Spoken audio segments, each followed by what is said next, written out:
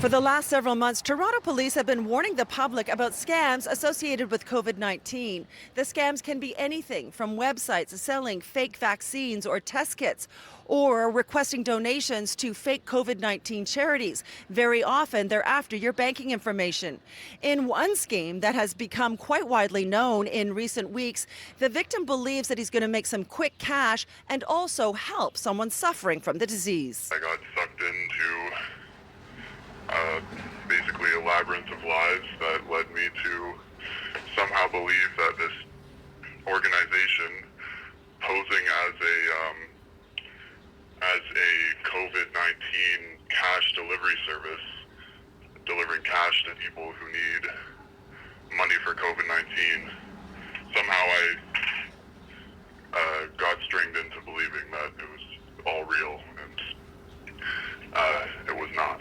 The scammers suck people in with a text message. Those who fall prey to it agree to pick up an envelope that has a check in it. They're told to cash the check through their own bank account and withdraw the amount, keeping a couple of $100 to themselves. Of course, the check is fraudulent, and the victim then delivers their own money to someone they arranged to meet on the street. In this case, the victim, who does not want to be identified, handed over $2,000. It's honestly embarrassing. I know it just sounds like, how could I possibly fall for this? It's just so obviously a scam. It was just really poor judgment skills on my part. And they got the best of me, and it's really tough. According to the Canadian Anti-Fraud Centre, there have been more than 2,000 reports of fraud in the last 4 months, amounting to losses of $4.5 million. Police say people are more vulnerable in a crisis. Because it's COVID-19 related, we're seeing a lot of phishing attempts involving fake COVID remote access logins for businesses.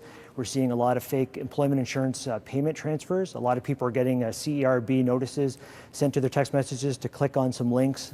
These are all aimed at stealing your financial information. First off, just want to say everybody is vulnerable. I study this, and by no means do I think that I cannot get scammed.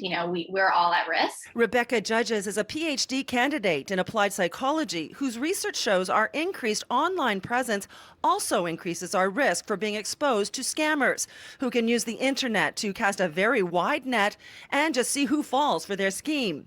She also says being isolated and lonely is a risk factor, as is being desperate for money. Throw in the claim that a victim is also doing a good deed during a pandemic, and it's easy to let your guard down.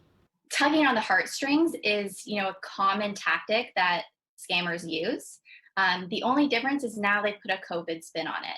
Judges says in a time like this, which is for many one of scarce resources, it affects one's abilities to make good decisions, something our victim can certainly relate to. I really just, again, was not thinking clearly at all, and it really paid off for them. So congratulations if those people are listening. Police have plenty of tips. All of them are common sense. First of all, if you have any doubt about the validity of an email or text, assume it's a scam. Never click on random links and never give out your personal or banking information. Finally, if you do get scammed, and even if you have little hope of getting your money back, report it anyway. The more information police have, the more chance they have of tracking down these criminals. I'm Pam Seatle, City News.